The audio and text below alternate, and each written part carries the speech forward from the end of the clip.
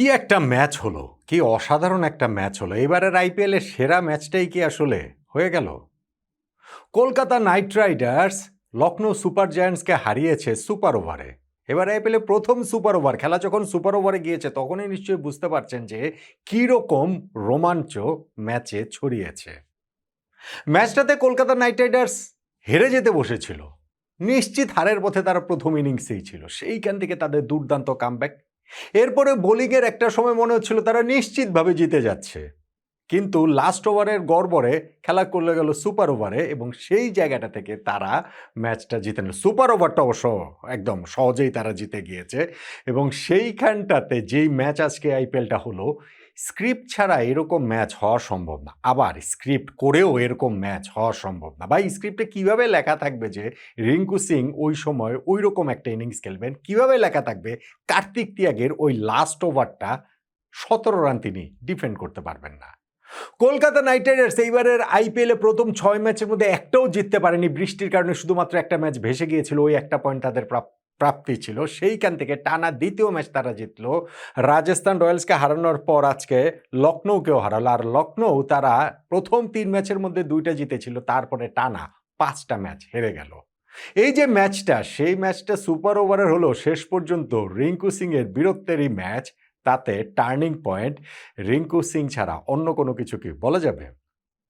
দেখেন, Kolkata Knight Riders আগে batting করে ১৫৫ রান করেছে। এই রান তাদের করার কথা ছিল না। ১৫ ওভার শেষে তাদের স্কোর ছিল ৭ উইকেটে ৯৩। সেইখান থেকে শেষ ৫ ওভারে তারা ৬২ রান তুলেছে এবং সেইখানটাতেই রিঙ্কু সিংয়ের ব্যাটে একেবারে ঝড় উঠেছে। শেষ ৫ ওভারে ৬২ রান, তার মধ্যে শেষ ২ ওভারে ৪৩ রান তিনি তুলেছেন।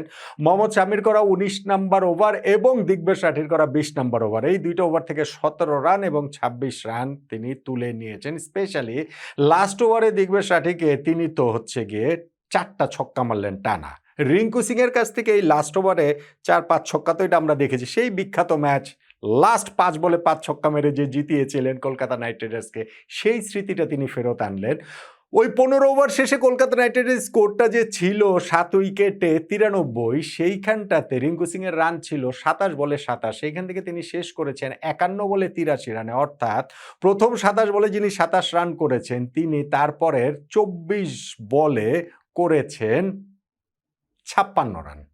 সো রিঙ্কু সিং এর ব্যাটিং এর যে এক্সেলারেশনটা, সেইটাই কলকাতা নাইট রাইডার্সকে এই ফাইটিং টোটালটা এনে দেয়। তার আগের ওই বোলিং স্পেলে অবশ্য ওইখানে মহসিন খানের কথা বলতে হবে। এলএসজি তিনি ৫ উইকেট পেয়েছেন। এইবারের আইপিএলে প্রথম বোলার হিসেবে ৫ উইকেট পেয়েছেন। ওইটা একটা অবশ্যই তার ক্রেডিট। এবং আরেকটা জায়গা, সেটা হচ্ছে আংক্রুশ রঘুবংশের ওই অবস্ট্রাক্টিং দ্য ফিল্ডে যে আউটটা দিয়ে দিয়েছেন, ওইটা অ্যাবসোলুটলি 50-50। আমার কাছে মনে হচ্ছে আউটটা আসলে না দিলেও পারতেন টিভি আম্পায়ার।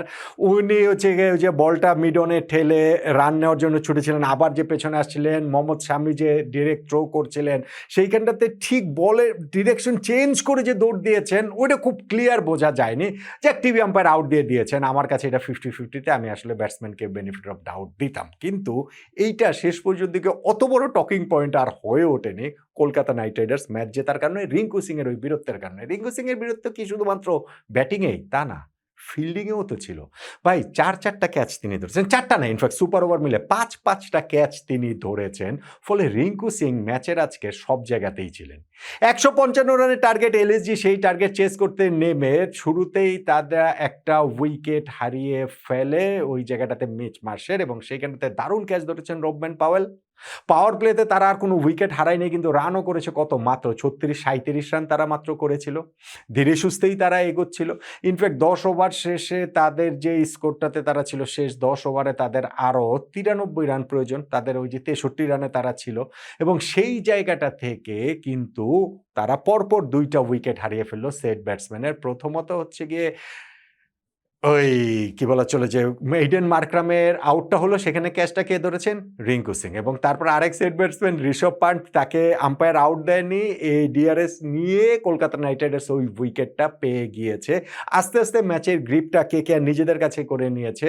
শেষ ১০ ওভারে 93 রান প্রয়োজন ছিল এলএসজির শেষ 5 ওভারে, কত 63-64 রান প্রয়োজন ছিল। তখন কিন্তু মনে হচ্ছিল কলকাতা নাইট রাইডার্স ম্যাচটা জিতে যাবে এবং যখন মুকুল চৌধুরী আউট হয়ে গেলেন 16 নম্বর ওভারে, যেই মুকুল চৌধুরী কলকাতার বিপক্ষে লখনৌকে আগের ম্যাচটা জিতিয়েছিলেন যে 27 বলে 54 রানের অসাধারণ একটা ইনিংস খেলে, তখন মনে হচ্ছিল কলকাতার জয়টা কেবলমাত্র সময়ের ব্যাপার। ইনফ্যাক্ট আপনি লাস্ট ওভারটাতে আসেন, সেই লাস্ট ওভারে 17 রান ডিফেন্ড করতে হতো কার্তিক তিয়াগীকে, সেটা তো আসলে পারবেনি বলেই মনে হচ্ছিল।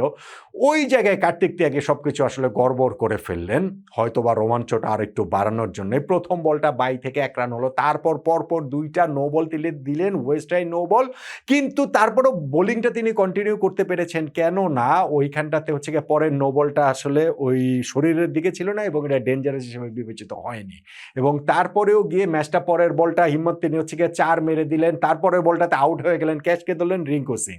শেষ পরের বলটাতে হচ্ছে গিয়ে একটা 22 রান হলো, শেষ 2 বলে 7 রান প্রয়োজন। স্বামী ওই বলটাতে হচ্ছে গিয়ে ব্যাটে বলে করতে পারলেন না, লাস্ট বলে স্বামী ছক্কা মেরে খেলাটা নিয়ে গেলেন সুপার ওভার, এবং সুপার ওভারে কলকাতা নাইট রাইডার্স ওইখানটাতে সুনীল নারিন তিনি হচ্ছে গিয়ে প্রথম বলটাতে আউট করে দিলেন নিকোলাস পুরানকে, পরের বলে পান্টে 1 রান নিলেন, এবং তারপরের বলটাতে এইডেন মার্করাম আউট, যেখানে রববেন পাউল ক্যাচ ধরে লঙ্ঘন থেকে বাইরে চলে যাচ্ছিলেন, বলটা ছুড়ে দিলেন ভেতরে, লং অফ থেকে ধরে সে ক্যাচটা কে ধরলেন, আবার সেই রিঙ্কু সিং, এবং তারপরে মাত্র 1 রানেই তো 2 উইকেট চলে গেল, তারা অল আউট হয়ে গেল মানে সুপার ওভারের হিসাবে।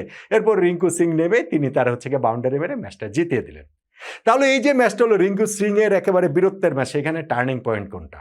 টার্নিং পয়েন্ট সুপার ওভার বলতে পারেন, কিন্তু আমার কাছে ভাই রিঙ্কু সিং, তিনি এই ম্যাচটা কলকাতা নাইট রাইডার্সকে জিতিয়েছেন। শুরুতে তার ব্যাটিং দিয়ে ওই রকম অবস্থায়, স্পেশালি শেষ 2 ওভারে 43 রান তুলে, এবং তারপরে ওই ফিল্ডিংয়ের বীরত্বের কথাও আসলে বলতেই হবে। কলকাতা নাইট রাইডার্সের এই টানা দ্বিতীয় জয়ে আমার টার্নিং পয়েন্টটাই এই ম্যাচে অবশ্যই রিঙ্কু সিংয়ের বীরত্ব সুপার ওভার ছাপিয়ে গিয়ে।